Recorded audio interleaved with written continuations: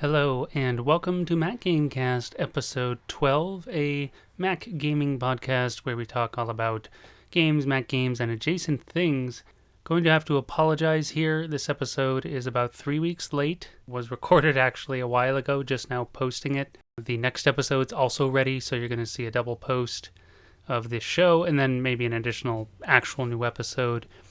I apologize to listeners for the delays, technical and life difficulties. So thank you for being patient. Enjoy the show, and we should be back on track as usual for regularly scheduled episodes. Yeah, Lily's moving, and Casper. Casper's busy with school and work. Yeah, it can get It's kind of crazy. I know he's going. School can be a big thing. yeah, he's got a lot of projects, and Sam's just kind of MIA. I don't know what he's up to, Yeah. but that's all right. No problemo. Yeah, on the menu today, did you happen to finish Metro Exodus by any chance? No, I'm still in the finding the medicine part. I got Oh, I got way I got waylaid by New World being released, and it was like I'm trying to move off my friend that I play MMOs with over to a different game because I'm kind of tired of World of Warcraft. So I wanted to get into it and ended up finding, kind of falling in love with it. So nice. anyhow, yeah, there was a lot of bad news about it when it was released in beta, but I have played 4 or 5 hours now, and I haven't had an issue yet. You know, Nice. yeah, um, Yeah, I've watched a little of that on Twitch. I yeah. mean, I'm not like an MMO guy, but it Well, they seems they have a interesting lot of enough. yeah, they have a lot of interesting concepts and from MMO, like being doing World of Warcraft for so long, there's certain restrictions about what you can do with certain types of characters, and apparently they decided, that's not important. You can do whatever you want with any character, or you could try to do everything, which is, which won't work to the greatest advantage, but you could do that. And I kind of like that concept because lets you try a bunch of different things out. So, Nice. yeah, it's a lot of fun so far. I mean, it's only been a few days that it's been available. So, Right, yeah, pretty new. yeah. Well, So, certainly I know the MMO space needs some new life breathed into it. I mean, the two biggest MMOs currently are WoW and Final Fantasy 14, and they're like 14. Yeah. 10 to 20 years old or something games, and they're like the top Yeah. MMOs. It's like, yeah, where's like a new top MMO? Exactly. I mean, that's the problem. Everything that comes out is kind of like, eh, it's almost there, but people get interested in it a while, then it kind of like fades. And that's the only thing I'm concerned about with this one is it's going to be one of these things where you play the game to the final level and then there's nothing left. And Right. I mean, that was one of the promises originally from World of Warcraft, and I don't know about Final Fantasy, but I think it might be the same with them. Is because you're paying for a subscription service, they keep adding features and events and whatnot into the game. Although I would say, at least in WoW's case, the events kind of became repetitious. There's a bunch of holidays, but they repeat every year. And after 15 years of doing them, Right. it's kind of like, okay, nothing new here. So, Absolutely. it gets just kind of old after a while. And that's me. Maybe a new player would find it more fun, but so Right. anyhow, Sure. I think there's less new players into these older games on their own, unless they probably have someone already playing it and they're like, hey, come join me in my adventure in WoW or yeah, Final Fantasy or whatever, or XMMO. There's others, of course. A number of them on Mac too. Still, I mean, again, they're really old, like Guild Wars and two, and I don't even yeah, know right. which other ones are kicking around. Final Fantasy 14 had a Mac client, and then I don't know what happened to it. If it's still around or whatever. Obviously, WoW even has a native M1 version and stuff, Silicon version. So they're up Yeah, to date. yeah. That's one thing with the WoW. At least they've been pretty supportive of the Mac side, including when they re-released the you know, we like to call the vanilla version of World of Warcraft. So, Classic, you know, yeah. yeah, the classic, but and then the classic update. Right. They just Yeah, the start, but that's a sad thing. Instead of coming up with a lot of new, material and making the game fun, they're re-releasing old games. right. And, It's like re-releasing your best hits album or something yeah, in yeah. like updated audio formats or something. And I have to say, I having more fun playing the classic game with all the limitations than I am actually playing the real game. I actually quit playing the real game probably about 4 or 5 months ago. Interesting.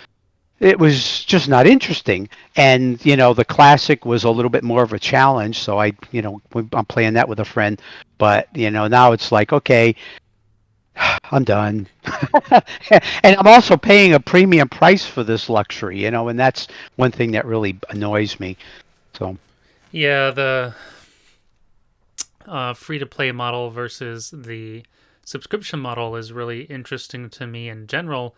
Um, actually, without as an aside, I did start recording.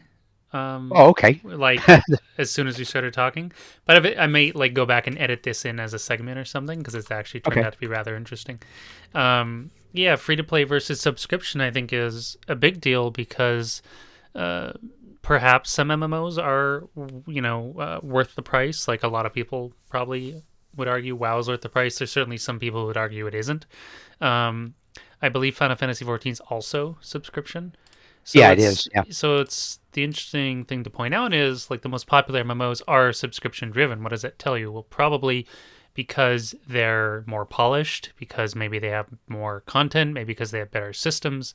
Free to play MMOs tend to, or free to play games in general, like truly free to play games, um, except for like some notable exceptions that are really strong, like Dota 2 or Paladins or some Yeah, things like Paladins that. is pretty good.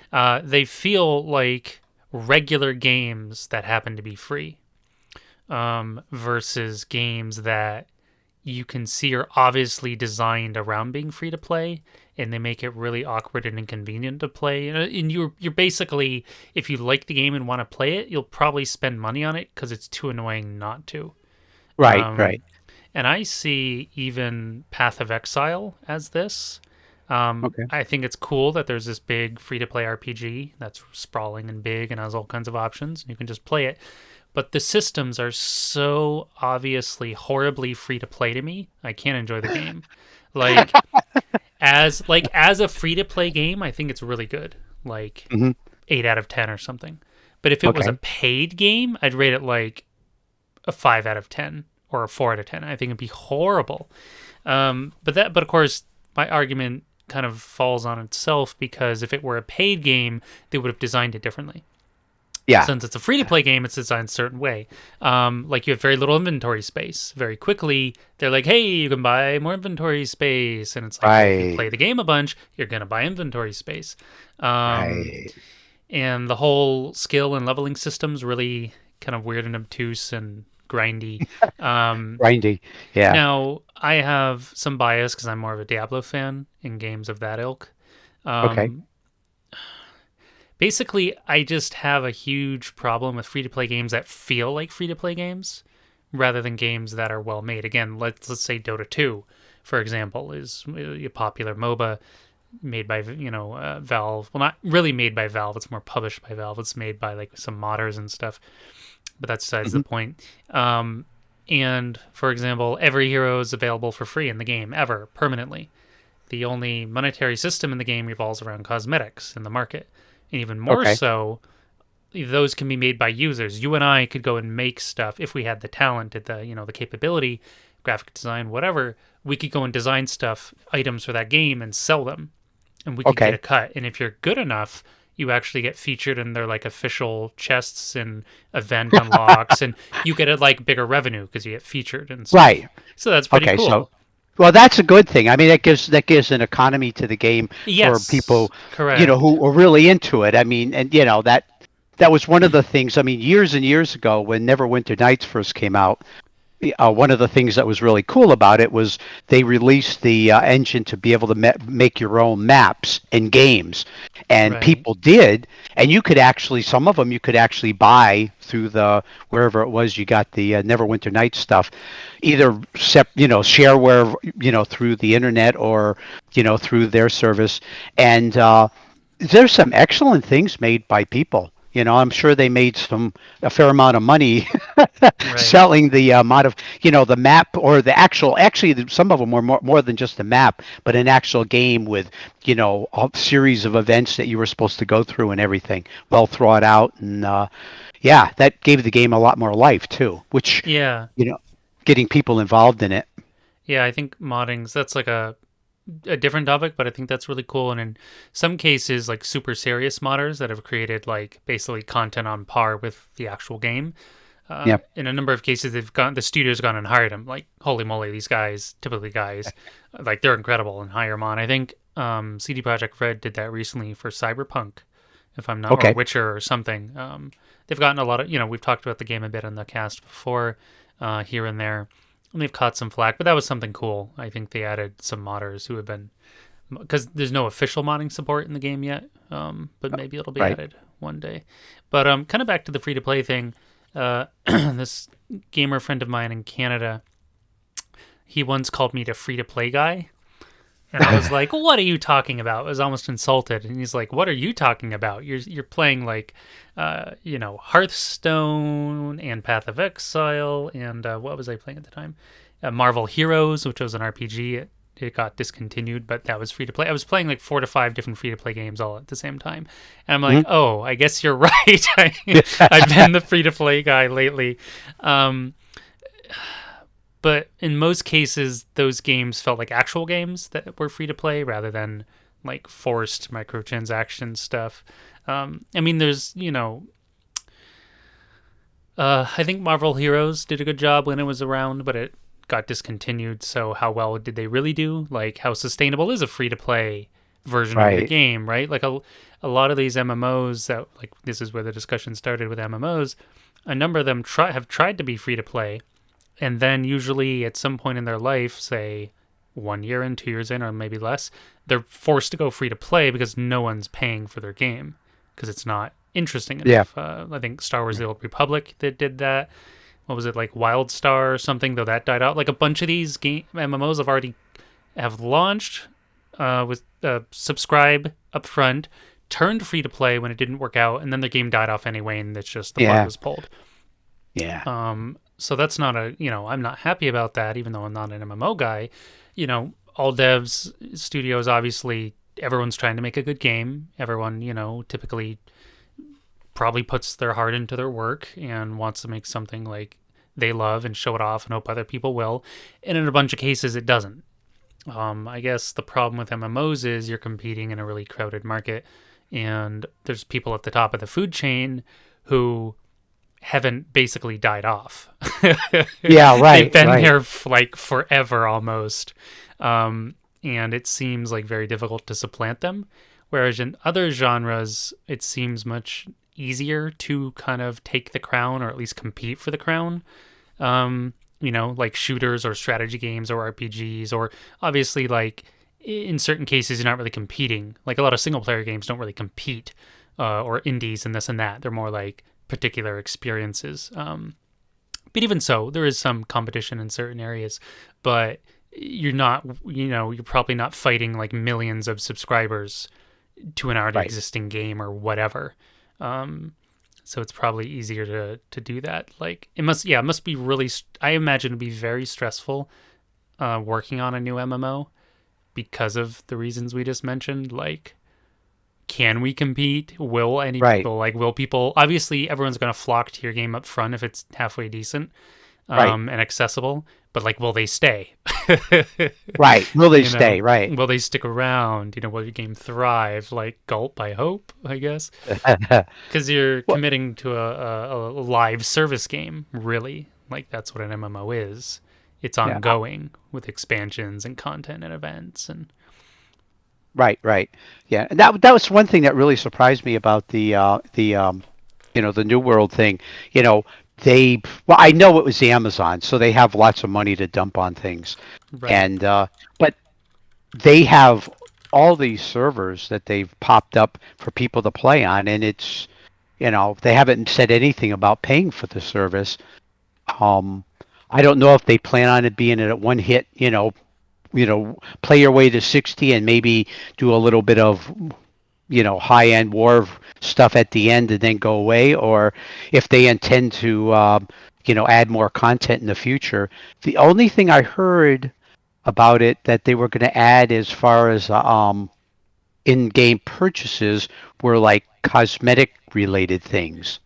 Um, Right. you New know, World, you have to buy it for like 40, $50 or yeah, you whatever, bought right? it's 40 or $50 depending on the version you get, right? But you're buying a game just like any other new Right. game you buy. So, but that gives you the ability to play on their servers, for which I kind of like that way of doing it, you know. So if it's a good Yeah. game, I'll stick Yeah. with it till the end. Yeah. I personally, on the topic of like pay versus free to play, or you could even say similar idea to subscribe. I guess in some games or MMOs, you have to buy it and keep subscribing to it. It's kind of like a double whammy. Correct. Right. I feel like it should be one or the other. Like you either Yeah. just buy it, kind of like New World, or it's quote unquote free to play. Let's say like I don't know. WoW at a point I think you had to buy and subscribe. I think You now still though, do. oh you No, still you do. still do. I thought Yeah, it you got to. was okay. I thought it was Yeah. like free up to level 20, and then you have to pay per month or something. That might be the case. I don't know. I haven't been at level 20 for Forever. probably Yeah, for like 10 years or more. yeah. It's But right. that could be the case. Maybe they'll let you go. But every every enhancement, every change of the new release of the game, I've paid for in advance. So Right. Yeah. No. I don't play WoW, but as a Warcraft fan, I've always followed this story. So I'll go and watch the cinematics. I'll go and read the plot summaries of all the expansions and all the brouhahas and Sylvanas yeah, burning down the world tree and spoiler alert, and all that yeah, kind of yeah. stuff. Well, yeah, So I don't play, but I keep up on the lore because I like the story and characters from playing Warcraft 1, 2, and 3 and stuff like that. yeah. Um, yeah, I personally would prefer to pay for a game, mostly because, yeah, I don't want to deal with microtransactions, and I prefer the kind of work that goes into a paid game versus a free to play one. Right. Like true free to play games on like the lower to medium end of the scale really feel they have a certain, I almost feel like they're all designed by the same like UI team or something. There's just this weird free to play feel and look about them where everything's a little cheap and dingy and kind of clunky or something. It just doesn't. It's just a different feel and a different Hmm. look. It's hard to describe. You need like screenshots or whatever. But games that do it better, again, feel like they're on quality, the same quality of like a regular paid game. Um, and I think Blizzard mostly does a good job of this with Hearthstone, for example, or Heroes of the Storm, their free to play MOBA. Um, both World of Warcraft and Diablo 3 have like infinite demos essentially. You can play as long, there's no like, you can no longer play, but there's a level cap. Hmm. You can only, I think, in the Diablo 3 demo, hit level 10 or something, and you can't go past the first big boss, the Skeleton King. In in World of Warcraft, is you're just capped at level 20. And Hmm. obviously, since you're level capped, you can only go so far in the story and everything. But you can try out all the different characters in the game and run around and for so long. So I think that they have infinite demos is pretty cool. Hearthstone is like really well designed in terms of its interface and its presentation and ease of use and accessibility and everything and tutorials and onboarding. It's like it feels like a high end game. It has a different issue in that it's a CCG, collectible card game, Hmm. or an LCG, a living card game essentially. Whereas if you don't spend money, you can't be competitive. That's not unique to Hearthstone. That's unique to that genre of card game. Right. It's true of Magic the Gathering. It's true of even if you're playing like cooperative board games. I've been talking a lot about board and card games on the podcast lately, Hmm. like Marvel Champions or Arkham Horror. Like you just basically have to spend a bunch of money on stuff beyond the core box, or you're going to get very little out of it. So that's just kind of that living card game, collectible card game nature. You're essentially you got to invest a bunch of money into it if you really want to get into the game, like more than just a little bit. In a sense, you could view that as like microtransactions in a video game format. Because there's people who spend like $500, $1,000 on some of these card games, and I mean, of course, in terms of Magic, people spend thousands and thousands. Yeah. If you're like really into the tournaments and into the scene, and I never was. I just know people who were. Where I got this buddy like, yeah, I decided to sell my Magic collection. I got like $1,000, you know, and that's cool as well, like because it's physical, you can just sell it. So this is a great segue to talk about DRM and digital games. Well, even if we didn't have DRM, well, you can't really sell your games because in almost every case they're tied to an account of some kind. Or I think, and just even in a non-DRM case like Good Old Games or the Mac App Store, it's still tied to your account. Right. Now, you can download it from your account and then share it with somebody else, and they don't have to log into your account to play it. They can just play the game. But to initially download the game, it is under someone's account, at least if you're doing it legally. But it's interesting. The reason I wanted to talk about DRM a bit is because after I posted a written review of Metro Exodus, which I do want to talk about a little more as well. I've been posting some written reviews on the Mac Gamecast website. I also cross-post them to the Inside Mac Games forum.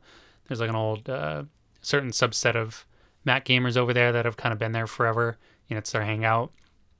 And I was one of the old writers on the original website back in like 2010. So were you. So anyway, I post my reviews over there, and at the start of them, I do a little, info blurb, like what is this game, and I do a short sentence, and like who's the developer, and what you can expect to pay for it, blah blah blah. And then at the end, I also do platforms. So I had put Steam and Epic Game Store for the where you can buy the game, and I'd forgotten the Mac App Store. So a user commented somewhat, almost angrily, annoyed, like, "Hey, like." It says also available on the Mac App Store, like this is a DRM-free version. Why would you want those like horrible DRM-ridden pieces of trash from like Steam or the Epic Game Store? I'm paraphrasing. That's more or less what they said. So I could see they were very passionate about DRM-free games. And that got me thinking, like I don't think about it that much anymore anyway. And I never was too concerned about it to begin with. But I think the subject of DRM is interesting. DRM, aka digital rights management, which of course is used broadly in entertainment across music and video and all this stuff in terms of digitally purchasing it. So as far as games go, like your basic DRM is something like Steam or the Epic Game Store, or if you're on a console, I guess it would be like the Xbox, whatever, or the PlayStation Store or whatever it is. I'm not familiar because I don't own consoles. So there are people like when I think of DRM, I don't even think of something like Steam or the Epic Game Store. I think of things they specifically implement to prevent you from playing the game if you haven't bought it legally. Like it always has an internet connection, or does some sort of like special license check or license key check. Or I mean, heck, I remember even back when I was like 5 or 10 or whatever, playing some of these old, I think it was Prince of Persia 2, Shadow in the Flame. It had this like really interesting form of DRM where occasionally, not every time, I forget what the trigger was, but it would ask you to, when you would boot the game, and then it would like load a special screen, and it'd have like all these diagrams on it, and you'd have to go to the back of the manual and like like solve this little puzzle matchup thing or something to like get into the game. It wasn't hard, and it was thematic like to the game, but that was like an ancient form of DRM. Like, hey, if you've pirated this, well, and you don't have the manual or a photo or something, I actually remember it wasn't that complicated because I remember sketching it by hand, because I think I gave the manual to a friend or something, so he could play the game. My buddy next door, or not like, I don't know, a couple blocks away or whatever. So I remember sketching down in the notebook like all these diagrams. That wasn't a very good sketch, but it was like good enough so that I could get into the game. So that's pretty funny. So I think of DRM as that. I think of DRM as essentially anti-piracy. And I guess you could argue, well, Steam or the Epic Game Store is the same thing. I just think of it as a different layer. And on the Mac side, we don't have to deal with it too much beyond the platform requirement, like Steam or the Epic Game Store. On the PC side, it's very common in almost any major release to have some like anti-piracy layer, like de novo or a bunch of other things, and they take up extra processing power, extra GPU power. In some cases, they do like really weird and insidious things to your PC and your BIOS and your hard drive and stuff. And these companies have gotten into hot water before and faced like pretty big outrage from the PC gaming community for it. But we don't deal with that on the Mac end for whatever, we're just not big enough, I guess, to worry about. So they've never bothered implementing it, which is fine by me. I do remember, not famously, but I did a Settlers 7 review for Inside Mac Games, so that was like almost a decade ago. And I do remember it might have been the first game I ever played that had an always online requirement. It just had to always be online, and that was it, even though it was a single player game, I think. Or it had maybe multiplayer, but it was primarily single player. So that's like the weirdness, right? You have like single player games with always online requirements. It's like, well, that's kind of dumb. People might want to play it on the road or on the go or so. My problem with DRM in that sense, like the quote unquote anti-piracy DRM layers, is generally speaking, all it does is inconvenience the legit users. Legit, yeah, exactly. And the pirates, well, they've pirated it and it's bypassed the DRM anyway. So it's like, what's the point? Right. And in some cases, I forget what game it was. Some AAA game. It had like much better performance than the pirated version because the DRM anti-piracy thing was like chewing up tons of GPU and CPU in people's machines, and it was like a big problem. But I've been yakking a while. Do you have any, thoughts, comments, concerns of anything about DRM in general? Well, I think that I go way back. I can go back to the days when they used to have special formats on floppy disks as the DRM. People would, buy. You could buy a thing that would try to figure out how the sectors were reorganized so you could get them in the right order to load the game without but I found personally that the services like Apple App Store or Steam or even Epic, where they take care of the DRM through the service you're buying it from, or even the Mac Game Store, same way. That's it just becomes not important to me as the player. It just becomes something in the background, and I never think about it. Matter of fact, I haven't thought about DRM on games in years. It's just, okay, so if I want a game, I go buy it through Steam. They take care of the DRM stuff. They're happy. I can play. Yeah. But and in the old days, you're right. Some of the schemes they came up with were kind of harebrained. But you had to live with it, and half the time, to tell you the truth, back in the old days when I, with that, the main reason people broke the DRM or the anti-piracy stuff was to get rid of all the nonsense that you were talking about. Right. It was like you didn't want to, you didn't necessarily want to give the game away to somebody. You just didn't want to have to deal with it. So you got a program, broke the code, got the stuff into a regular game, and you played it. Right. I mean, at least that was my way of doing it. Yeah. Yeah. No, I agree. And I had done similar things. I can't remember the games, but in some cases you would install it off the CD, and usually that was fine. But then some games are like, well, you have to have the CD in to play because you have to have the CD in, right?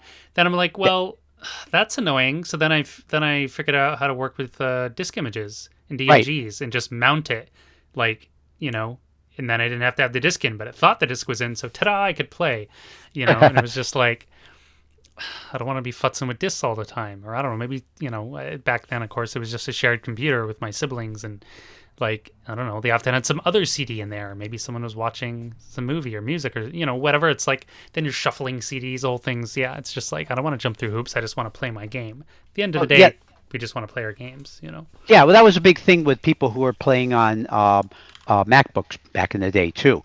Because the CD drive was another load on your battery. and Right. having to keep the CD in the CD drive while you were playing was like, okay, there goes my battery, or you got to plug in. And that was one of the. I remember doing that. I think it was with one of the Diablos, maybe Diablo One. You had to have the disc in, and ended up making like you said, a disk image to keep on the hard drive, so I didn't have to keep the disk with me all the time. Yeah, because you run the risk of losing your or breaking your disc when you're on the road. It's like, oh great, I just broke my, I just lost my CD to play the game. I'm really messed up. Right. you know, so Absolutely. yeah, so yeah, it was real tough to deal with, but I mean, I understand the importance of it because you put all this time and effort and work into creating a game, and then if people just trade it, for free, it's like, why did I bother? So Yeah, no, for sure. Despite all my comments, I definitely think that creators, developers have a right to, reasonably protect their works from just, yeah, free trade, essentially.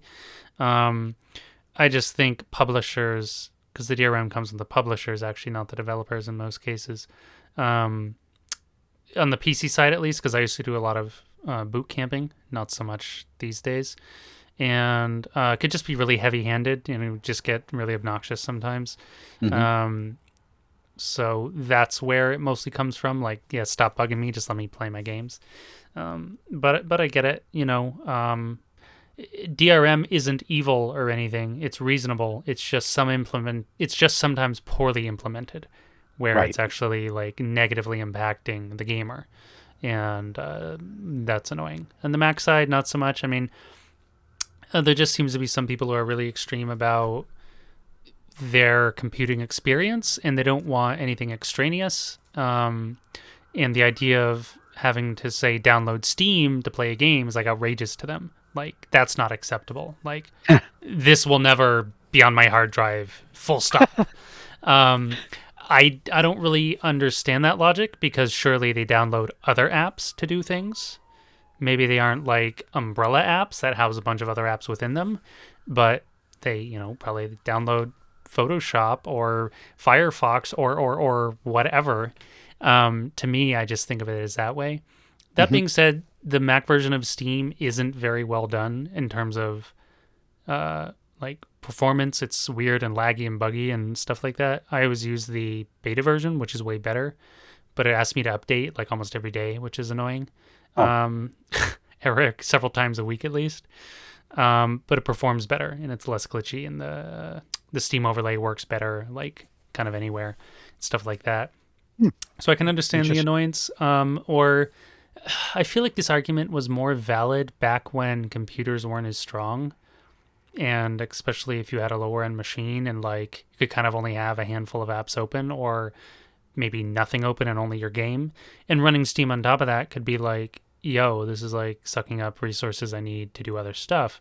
But Right. nowadays, even like the baseline machines, or even the last several years, the baseline machines have been easily strong enough to run Steam plus your game plus leave your mail and Safari and whatever open. Maybe not your Safari. Depends on how many tabs you have.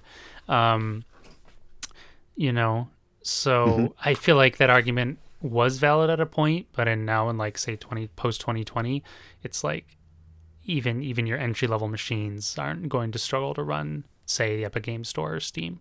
Um, Also, the Epic, same thing, Epic Game Store on Mac. The app, it's like super glitchy and weird, crashes all the time, does weird Mhm. things. Um, for some, pretty much for me, anytime I'm trying to download a game, it almost, unless I hide it in the background, it just crashes on me. It's Hmm. like, don't look at me while I'm downloading, or I'm gonna crash. So I'm like, okay, I hear you. I'm gonna hide you in the background. I'm not looking at you. You can download in peace, and then it's happy. Uh, that's funny. So Yeah. I have more my problems with updates than downloads. right. On Um, Epic, yeah.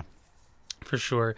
But I'm still happy to use it. I play Metro Exodus on Epic. I play Borderlands 3. I've played like hundreds of hours of Borderlands 3 through there, no issue really, other than a handful of crashes. That wasn't crashing on Epic's part. That was the game itself. Mhm. Disco Elysium, a bunch of indie games I forget the names of right now, After Party and The Hunt Down and stuff. what is it? Untitled Goose Game, you know.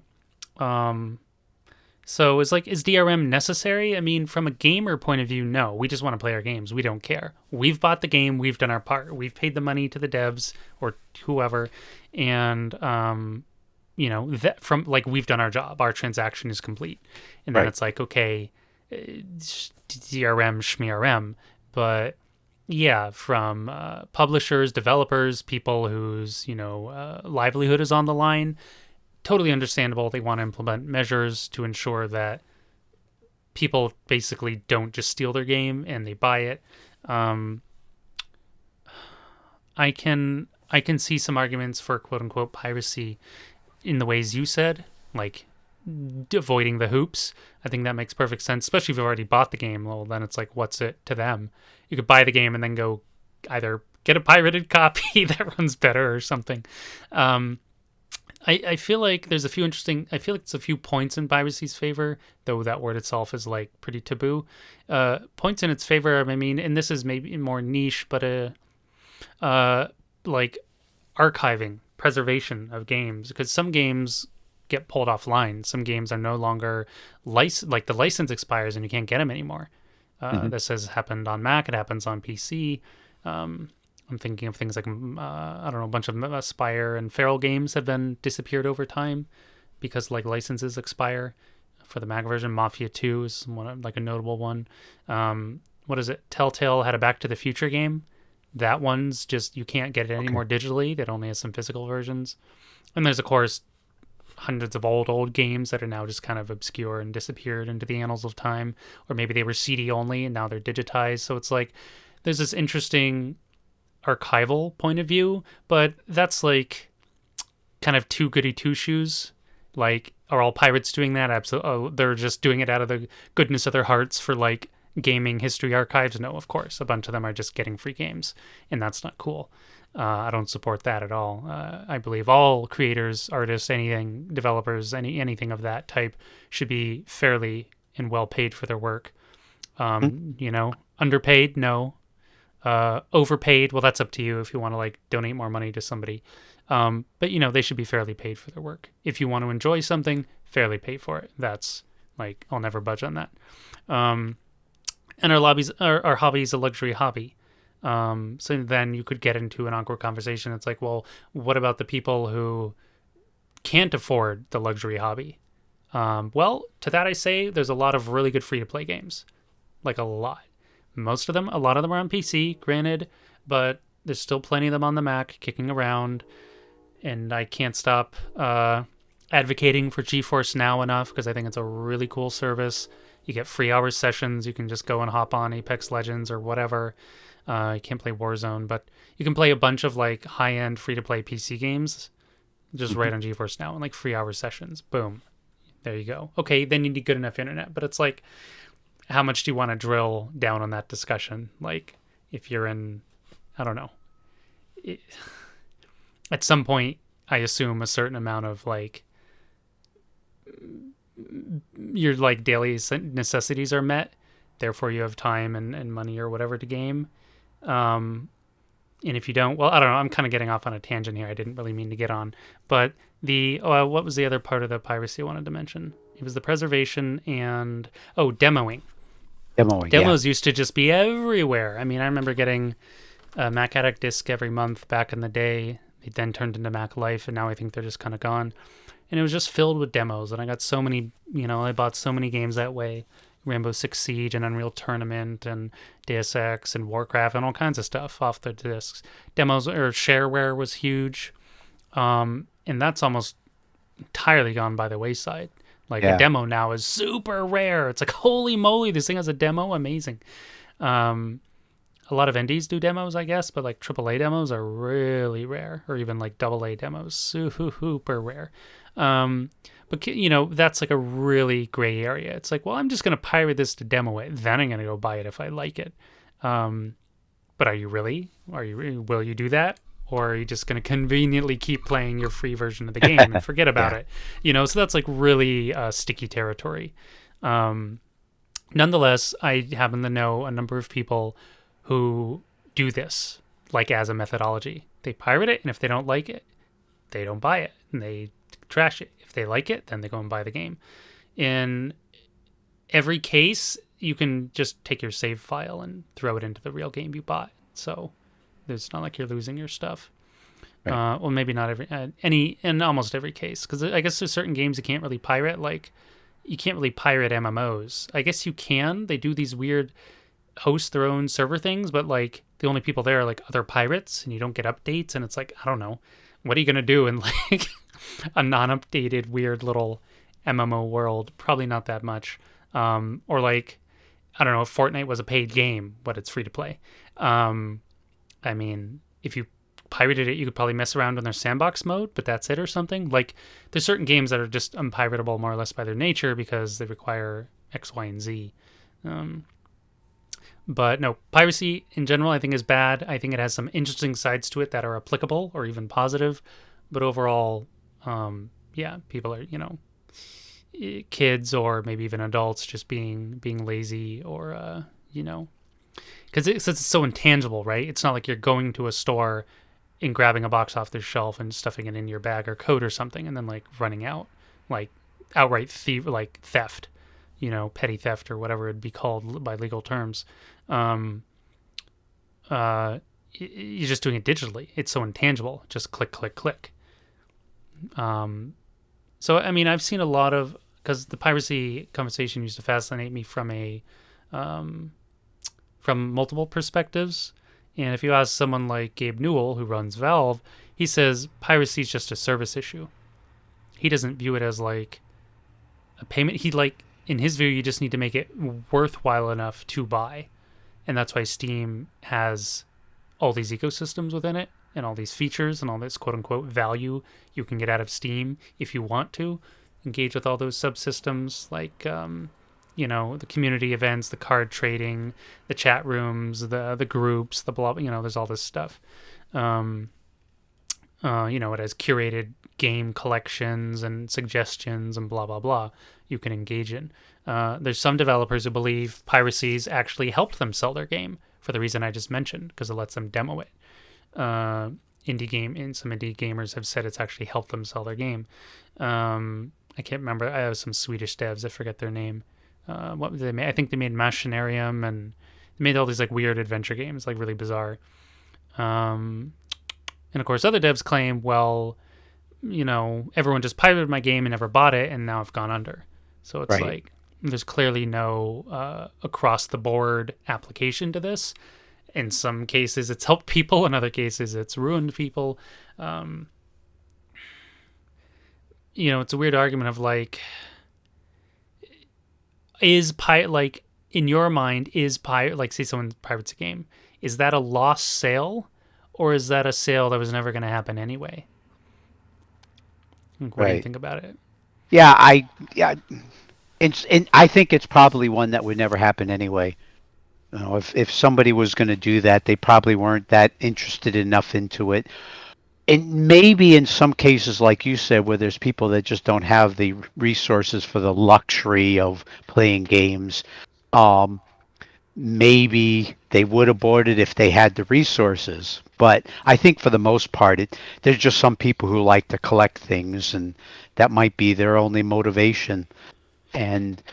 Or there's some people who just do it for the thrill of doing it. Right. It's what's the saying? Like, tastes better when it's stolen or something? Something to that effect. Right, exactly. Something to that effect, yeah. Yeah. Thrill seekers or whatever. But I again, I have to agree. I'm big into supporting the people who make the things that I want to do, and that means like with books and music and especially games where people put a lot of work into them, and movies too, and to some degree, although there's probably a lot less movies I like than games. Yeah, same. Absolutely. I've gone out of my way in some cases of indie devs and sent them in some extra money through like a PayPal link, or bought maybe like a DLC that I wasn't like super hyped about necessarily, but like I really liked what they're doing and want to support them a little more. I mean, something inexpensive, right? It's like $3, $5, nothing right, like super pricey. Was once again like that philosophy. Yeah, like I like what you're doing. I want to support you. And I think nowadays, I mean, piracy hasn't been much of a conversation. Like I remember it used to be a big one in like early 2000s and even like early 2010 era. Um, I haven't really heard any whispers of it these days because I think it's just largely gone to back of everyone's head. We're so used to using systems like Steam or Epic Game Store, or if you're on consoles, those stores, or those PlayStation Store, and I forget what the Xbox one's called. People just expect it, and everything's so digital these days anyway, and it's kind of so integrated. And I mean, even are CD keys even really a thing anymore outside of like software licenses? I Like yeah, I haven't seen one in years. yeah, for a game, yeah, it used to be all over a game. Punch your CD key and you punch it in Yeah, to install, and it's like at a point these things are just so seamless they're basically not even there. And I think we're moving more and more towards that in the gaming realm specifically.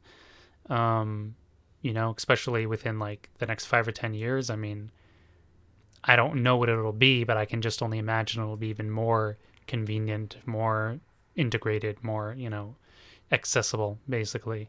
And that all just kind of fades into the background. I imagine, anyway. yeah. That's what I feel. Yeah, let's swing back around and talk about some Metro Exodus, because when we reviewed the game a couple episodes ago, none of us had finished the game. Now, you haven't finished the game, but you're in the last final section. Right. Yeah. Um, I did go and binge play the game like over 2 days and like 10 or 12 hours of play or something, maybe even more. And I did finish it. So I did have some extra thoughts, but I would like, do you have any additional impressions or comments on the game compared to last time?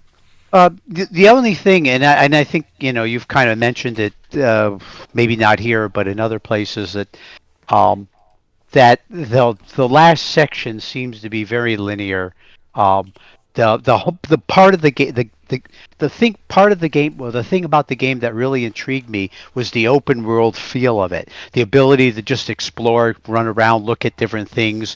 I found that really a lot of fun. I was sometimes not even doing the main quest string. I was just kind of wandering around looking at things, which was Right. that was really a lot of fun. And even though the game every so often would give you a little message like, move your butt along in the quest thing, but it didn't really matter, and ultimately you could just go ahead and spend your time playing with that stuff and enjoying all the scenery and effects that are created by the game developers, which is just a real blast.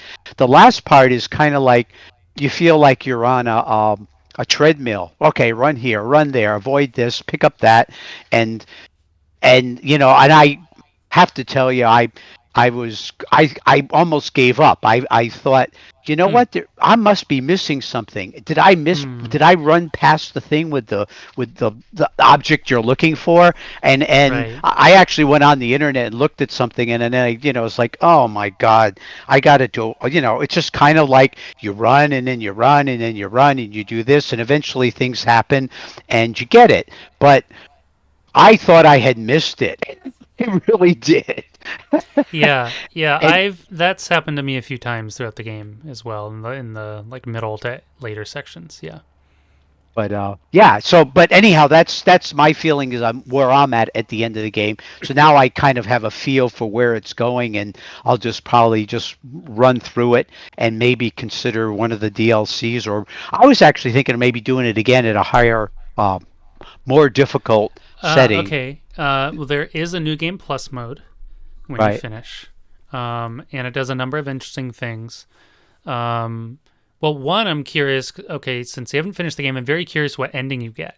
And Okay. unlike the previous Metro games, it's actually not. The previous Metro games just kind of had a fixed amount of karma, like or what they call moral points, I believe is the developer's term. You Mhm. needed so many of these moral points, or you just got the bad ending. Okay. Metro Exodus doesn't do that. They still use the moral points, but it's to me it was almost like a smokescreen. Basically, you need to perform specific actions. I'm not going to spoil what they are Okay. in each of the three main levels. Volga, the middle one, I forget the name, and then Taiga, Hmm. the third main one. Um, you need to do specific things in those levels or you get the bad ending. So I'm really curious whether you like, did you do them or did you just not notice? In some cases, it's a bit of both. In one case, you have to, it's purely optional. So I find that interesting. In other cases, well, it's in your way, but anyway, I won't spoil it. But I'm curious to see what ending you get. I got the good one, but only by a hair. Um, Okay. I How was did you close to not getting it. how did you find it was by a hair? I Oh, mean, I'm just I looked it curious. up later online Oh, after okay. the game Okay. was over. Gotcha. Credits were done, and then I'm like, well, I'm not going to play this again all the way through. I'm going to go play it through one of the DLCs. Um, so I looked it up, and I'm like, oh, interesting. So they changed it up a little bit. Um, I've been playing Sam's Story DLC. Really good. I think it's actually way better than the main game, interestingly enough. Hmm. But that's because for me, it fixes the main problem with the game, which is the character Artyom has no personality and never talks, and that's just became more and more jarring to me as the game went on because more and more like really important things keep happening, specifically to your friends and your family and stuff, and you just never. I basically it's funny. I still think it's a really good game, and I still think it's a must play for any Metro fans, and I still think it's the best introduction to the Metro series for any new fans. You can go back and play Last Light. It's flagged as 32-bit, but it's really 64-bit. You can go play it if you want. But it's a little dated. At this point, I'd still recommend just go look at Wikipedia or some YouTube videos or something and like skim through the main plot beats or whatever. I think they're a little too dated unless you're a person who doesn't mind dated games. Go back and play it. But if you'd want something a little fresher, then just start with Exodus. But I liked the game less the more I played it by the time I finished because mainly, well, that thing that got more and more annoying, the lack of... I didn't feel like I was playing the game so much as I was like this disembodied, disconnected spirit, like observing everything. Like, because my character never had a reaction or a personality other than what people tell you. Like, oh, basically the most I can glean about Artyom after playing him for 3 whole games, because I played him in all of them, is that he is like a really determined dreamer type who always like kept listening on the radio in hoping of a better world and risking like his life and radiation exposure to listen on this radio back when everyone was supposed to be in the metro tunnels. And that's kind of all I know about him after spending like 30 to 40 hours playing him across different games. And that's it. And that's kind of weird to me. And I guess maybe it's because I'm a little more fixated on story. And you do have these really nice quiet moments in between like the bigger open world levels where you're on the train with your friends and your family and people are celebrating things like birthday parties and weddings and but since you just never talk, it just gets so weird to me. And it gets weirder because people ask you questions like, what do you think, Artyom? And then they just, anyway, I don't want to go on another rant about it, but it got worse and worse for me. And I was just like, oh my God. So that's why when I started playing Sam's Story, the character talks, it's Sam, and he talks and he interacts with things and he talks in combat. He comments on exploration when you pick things up. And there's like pretty long dialogues, like several, like I think in some cases like 5-minute cutscenes, or not cutscenes, but they're in-person scenes of you like talking to people. It's like, oh my God, he has a character, like he speaks. I feel like I'm Sam, and he has a mission and he has a purpose and he's trying to get home and his parents are important to him, and why? Because of this and that, and and he's like this, and he's a real badass in combat, and there's some really cool first-person sequences of him like kicking ass, and you feel he really hates mutants as well. So when you kill off certain mutants, he's like, yeah, saving the world one mutant at a time. He's like, he has flavor, he has life. It's just like after playing this lifeless wooden character of Artyom for so long, it was like, oh my God, it felt like I was drowning or something. So that was really nice. But I guess the exploration as well, like the game's interesting. I think the developers created exactly the kind of game in Exodus they intended to make. I don't think they misstepped. It just so happens that after I played the game, I wished it was a slightly different game than it was. And that's not a fault of the developers. That's just my own bias talking. again, I think it's a really good game. The exploration started being really cool, and especially the different biomes. Getting to the middle area, the second area, for example, is totally wildly different than the first. You know, to Hmm. avoid major spoilers, I won't say why, but it's just totally different area with cool new setting and terrain and weather and stuff like that. But I must say it became a little tedious, if only because in that sense of exploration and wonder kind of started wearing off because it never really leads to anything, if that makes sense. It's more basically the game was, to me anyway, it was more about the experience and kind of journey along the way rather than any one particular thing. I didn't really feel like I accomplished anything when I finished the game. Um, but I have a lot of cool memories of and screenshots of wandering around and going, wow, this moon is really cool. And whoa, this mutant's really scary. And I guess even though I initially loved that open world aspect, the most fun I had with the game was the levels that were less open world because they were more focused and they were more purposeful and they didn't have any they had more purpose to them. So maybe my problem was I wanted a more purposeful game and didn't really realize it and was kind of wowed by all the open worldness. Then in exploring all the open worldness, I realized, well, there's not really anything here other than the occasional upgrade. Like I'd go to every area and there's, scan with my binoculars and get all the question marks. And then like 80% of the question marks is like a dead body with a couple bullets on it or something. There's no like event there or side quest or like, I don't know, something like people fighting off mutants or you know what I mean? Like some event. It was kind of a largely sort of hauntingly beautiful but lifeless sort of journey for me, I guess, is what I'm getting at. Okay. And I still really enjoyed it, but I still wish it was a different kind of No, game. let's see. Like, Yeah, I was just going to say that that aspect of it was fun for me. That just I'm just one of those type of people who really enjoys exploring the environment, even though it has nothing to do with the game. right. I mean, one of the biggest things that I ever did in the original World of Warcraft back years and years ago was I actually got the achievement of being a world explorer and the only way to Oh, get that was to actually have gone to every part of the entire world. And nice.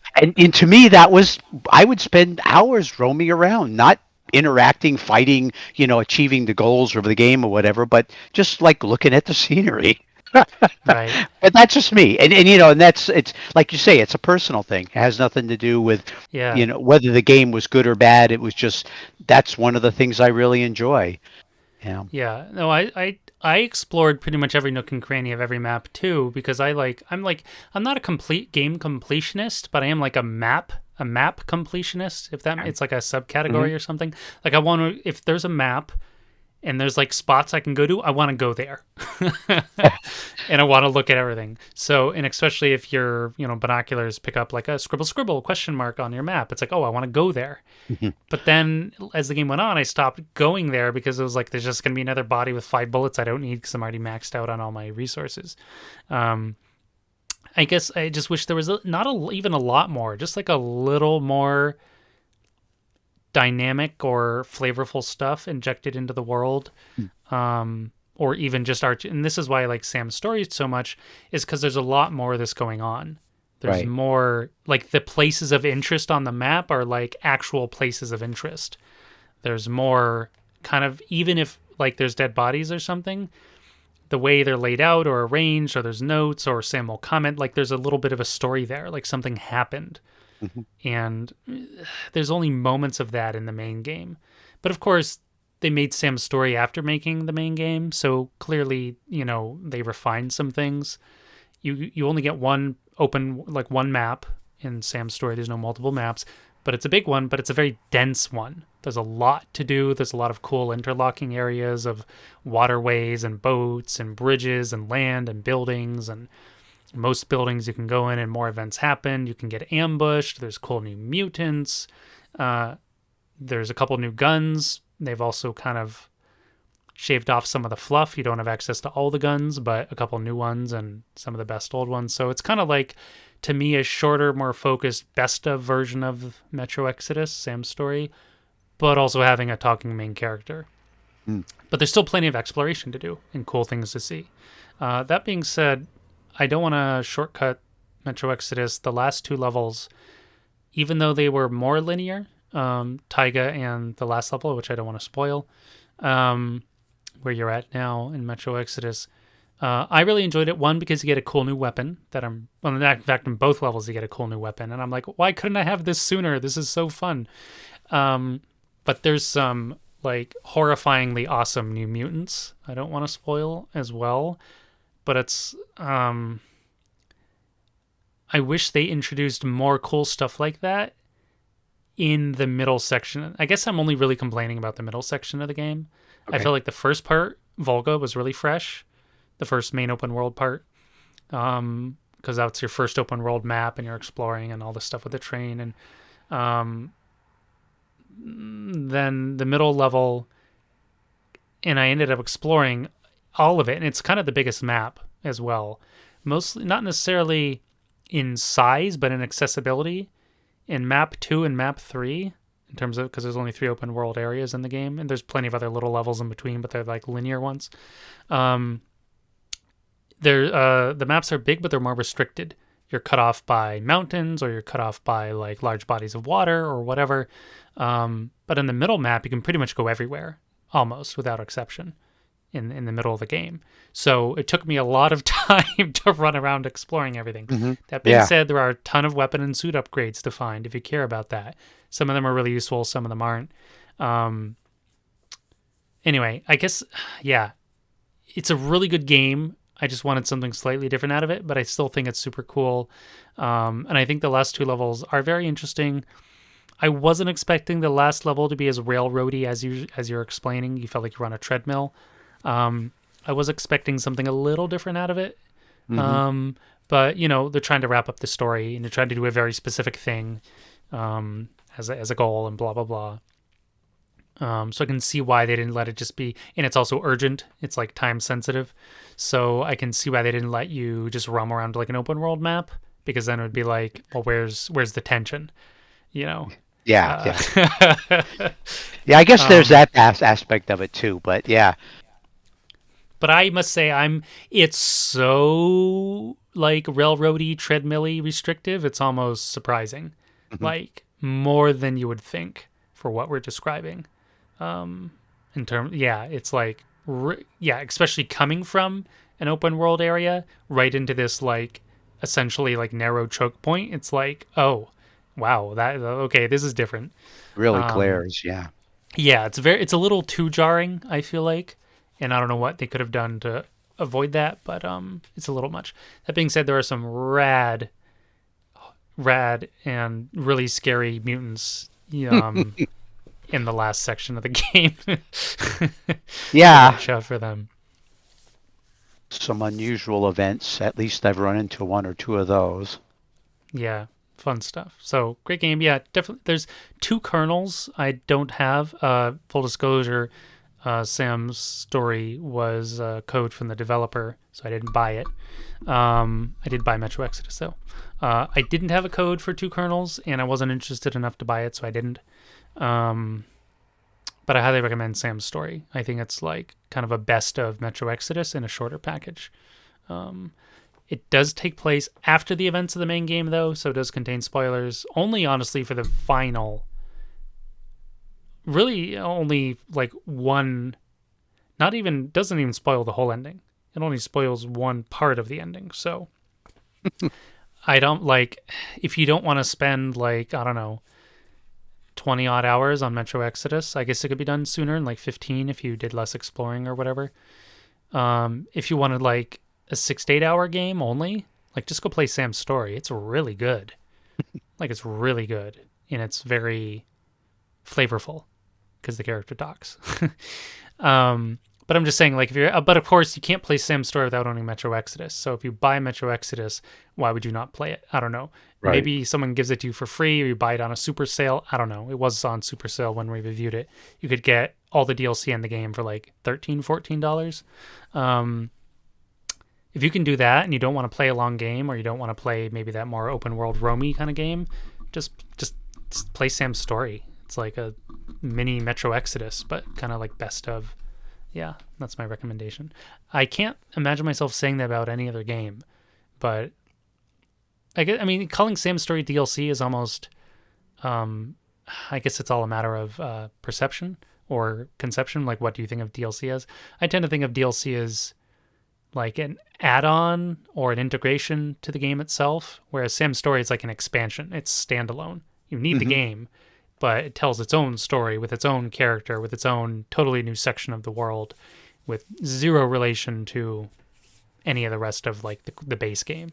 So it's really more of like an expansion than like, it's not like a simple DLC, is all I'm saying. Yeah. So I'm not done it, but I'm like halfway through it and I'm having a total blast with it. So highly recommended. Yeah.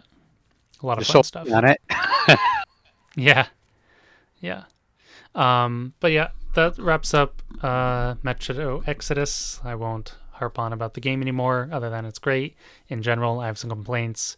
Those complaints are solved in Sam's Story. So that's about it. And